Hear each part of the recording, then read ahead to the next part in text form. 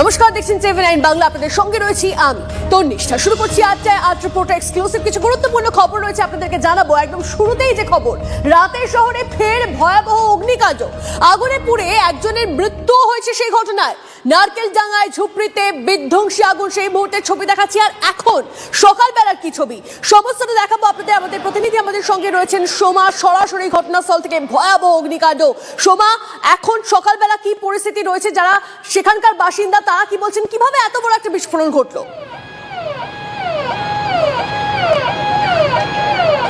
দেখো, আগুনের ধ্বংসস্তূপের মধ্যে দিয়ে এখন কিন্তু শুধু হাহাকারের ছবি উঠে এসেছে।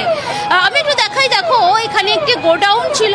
সেই গোডাউনে গতকাল রাতে ৬২ বছর বয়সের একজন বয়স্ক মানুষ, তিনি কিন্তু ঘুমোচ্ছিলেন। হঠাৎ করে আগুন লেগে যায় এবং তারপরে কিন্তু ওই বয়স্ক মানুষটি তার প্রাণ নিয়ে ফিরতে পারেননি। অগ্নিদগ্ধ হয়ে কিন্তু এই ঘটনাস্থলেই তার মৃত্যু হয়েছে। তিনি এখানে কাজ করতেন। এখানে যে গোডাউনটা দেখা যাচ্ছে, অর্থাৎ পুলিশ যেই জায়গাটাকে ব্যারিকেড করে দিয়েছে, সেখানেই একটি গোডাউন ছিল। সেই গোডাউনেই তিনি রাতে ঘুমোচ্ছিলেন, কিন্তু কিছু বোঝার আগেই প্রাণ নিয়ে তিনি পালাতে পারেননি। অগ্নিদগ্ধ অবস্থায় সেখানেই তার মৃত্যু হয়েছে। পাশাপাশি দেখাই তোমাকে, এখানে পরপর অনেকগুলো ঝুপড়ি রয়েছে, যার মধ্যে একটা ঝুপড়ি দেখা যাচ্ছে। দেখো, এখানে প্রচুর বই খাতা পুড়ে যাওয়ার অংশ দেখা যাচ্ছে।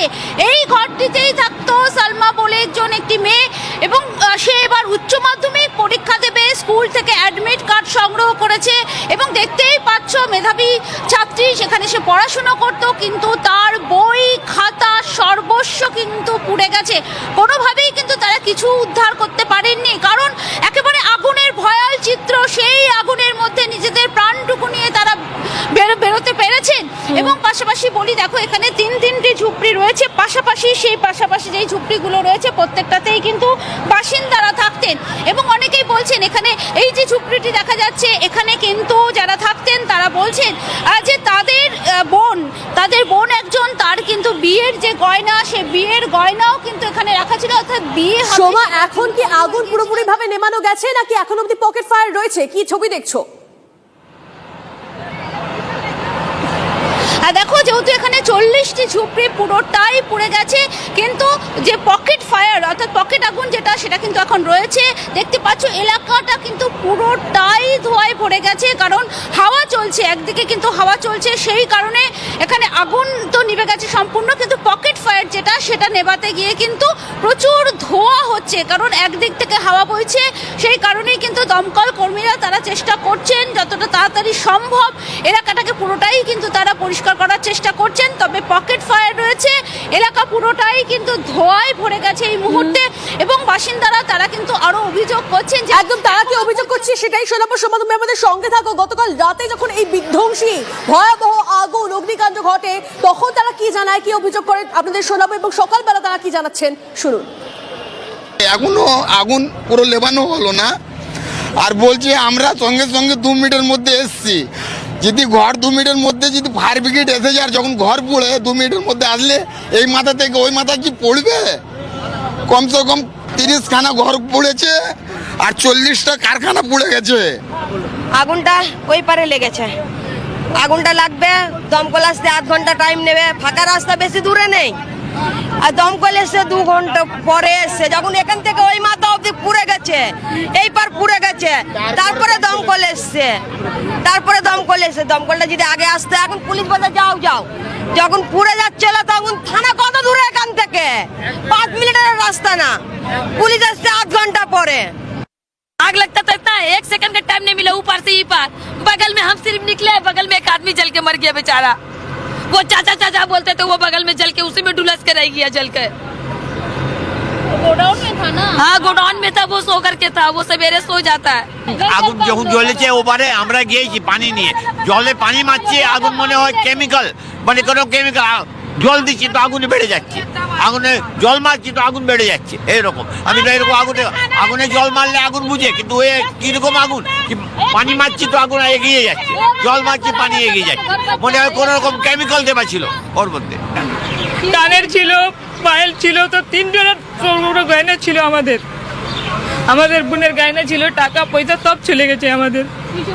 আমাদের একটা কাপড় भी বাঁচেনি, সব চলে গেছে। ঘুমা ছিল, এখন ভাগা আসা যাওয়ার সময় পায় নাই, তো হয়ে গেছে মৃত্যু এখানে। ও আমরা খুঁজে বের করলাম, পাই নেই তো। এইদিকে লোক ওদিকে পালাচ্ছে, এদিকে পালাচ্ছে। একদম রক্তদেহ। হ্যাঁ একদম পালাতে পারিনি, মানে পুরো বেডই পুরো শেষ হয়ে গেছে। जलने का इंतजार था, आदमी मर गया उसका इंतजार था। कहेगा किस चीज का नौकरी करता है, किस चीज का नौकरी? आदमी पैदा लगाओ, मालिक चला से हाई 10-15 मिनट लगेगा, वो गाड़ी लेके क्यों नहीं आया? সোমার সঙ্গে আরো একবার কথা বলি। সোমা ঘটনাস্থল থেকে রয়েছে এবং সোমা সকালবেলাতেও আমরা দেখতে পাচ্ছি সাধারণ মানুষজন তারা ক্ষোভে ফেটে পড়ছেন। তারা কি বলছেন, কি অভিযোগ সামনে আসছে এখন অবধি? হ্যাঁ, তোমাকে একটু ছবিটা দেখাই। দেখো, সর্বস্ব খুইয়েছেন এখানকার যারা বাসিন্দারা রয়েছেন। এক কাপড়ে তারা কিন্তু ঘর থেকে বেরিয়ে এসেছেন। আমি একটু কথা বলবো। দেখো, এখানে যারা রয়েছেন অর্থাৎ যাদের সর্বস্ব পুড়ে গেছে, কিছুই তারা বের করতে পারেননি। দিদি, এখন কি অবস্থা? আপনাদের তো এক কাপড়ে আপনাদের বেরিয়ে আসতে হয়েছে। কি দেখি কেউ তো কিছু সাহায্য করছে না আমাদের।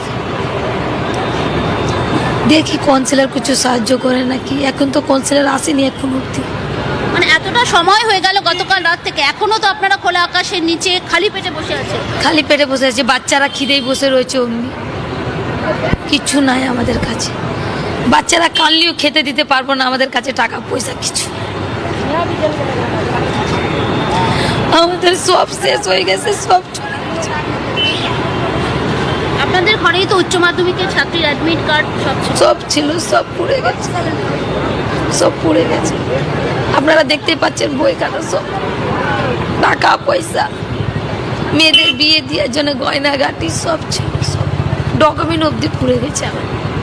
মানে আপনারা কি ভাবছেন যে পুনর্বাসন আপনাদের দেওয়া হবে, সেরকম কিছু আপনাদের আশা রয়েছে? কোনো আশা নেই। দেখা যাচ্ছে আপনারা দেখছেন এই দিক থেকে ওই অবধি 10-15টা ঘর পুড়ে গেছে, থাকার ঘর পুড়ে গেছে সবার। লোক থাকলে তো জিনিসপত্র নিশ্চয়ই থাকে। স্থানীয় যারা বাসিন্দারা রয়েছেন তারা বলছেন কোনো আশা নেই তাদের। দেখা যাক কাউন্সিলর কোনো পদক্ষেপ নেয়, কিন্তু কাউন্সিলর তিনি কি জানিয়েছিলেন শোনাব আপনাদের। আর দমকলও ঠিক টাইমেই এসছে। ব্যাপারটা হচ্ছে আগুন দুদিক দিয়ে লেগেছিল। প্রথমে দমকল এই নারকেলডাঙ্গা দিক দিয়ে আসলো, এমএন চ্যাটার্জি থেকে অসুবিধা হচ্ছিল। এমএন চ্যাটার্জিরও পরে 3টে দমকল গাড়ি এসে ওইটা কন্ট্রোল করেছে। সিপিএম আর আমল থেকে এইটা রয়েছে। প্রায় আমি বলছি তো 50 বছর ধরে ক্যানেল ওয়েস্ট রোডে এনক্রোচমেন্ট রয়েছে। তখন সিপিএম এর আমলে একটা ক্রিমিনাল ছিল এখানে, তার নাম হচ্ছে লতিফ খান, পপ্পু খান। সে এখানকার ঝুপড়ি ভাড়া টাড়া নিত। তার একটা ছেলে ছিল হেদার, সে এখানে কন্ট্রোল করে। আমার আসার পরে এটা অনেকটা আমি ঠিক করেছি। তো ক্যানেল ওয়েস্ট রোডে একটা ইনক্রোচিং এর সমস্যা রয়েছে, এটা সবাই জানে, মেয়র থেকে শুরু করে সবাই জানে। আর